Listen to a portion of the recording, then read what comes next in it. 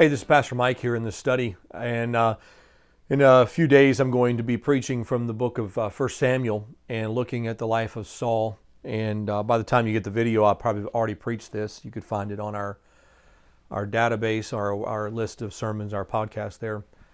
And but the life of Saul. Saul was this man who was chosen king by the people. God selected him to come and rule over them. Samuel anointed him. Samuel had so much care for Saul and wanted to see him really succeed, and of course is grieved by his sin and his failure. And in chapter 15 of 1 Samuel, Saul purposely disobeys God and walks away, and there's rebellion in his heart, and of course God pronounces judgment on him.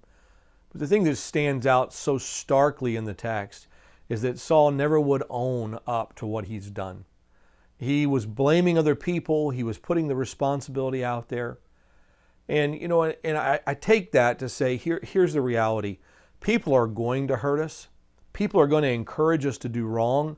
They're going to sin against us. They're going to do all manner of things that could trip us up. But ultimately, we have to stand back and take responsibility for our actions.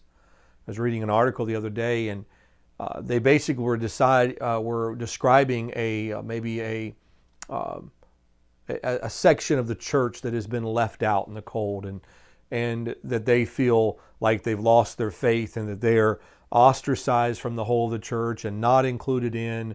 And many are turning from the faith. Many are living into wicked sin. Many are filled with pride. Many are filled with resentment.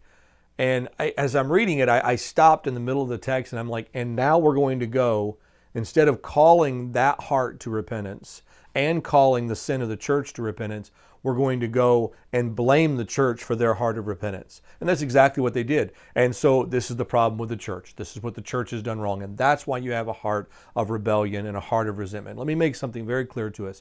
I have a heart of resentment toward other people because my heart is sinful, not because of the way they behaved. I chose to respond sinfully to their sinful behavior. And I have to own responsibility for my sin. I can't throw it off on somebody else and say, well, you know, so-and-so did me wrong, and so therefore I'm justified in pushing God away. I'll do so to my own demise, not to theirs. And I challenge us today to draw a circle around ourselves and say, God, where have I sinned against you, even in response to somebody else's ill behavior? And how am I taking ownership of that sin before God? And by the way, the only thing I can do with that sin is I can take it to a holy God who through his Son nailed it to a tree and paid the sin debt that I owed. And that's the only place you and I are going to find healing when we've sinned, even if we've sinned in response to somebody else. You're not going to find healing by exacting justice on somebody else or judgment on somebody else because of their misbehavior. You're going to find healing because you go to the place where God took your justice placed it on Jesus Christ, and he exacted justice on his Son for your sin. And so I hope this will be an encouragement to you. We'll see you next time in the study.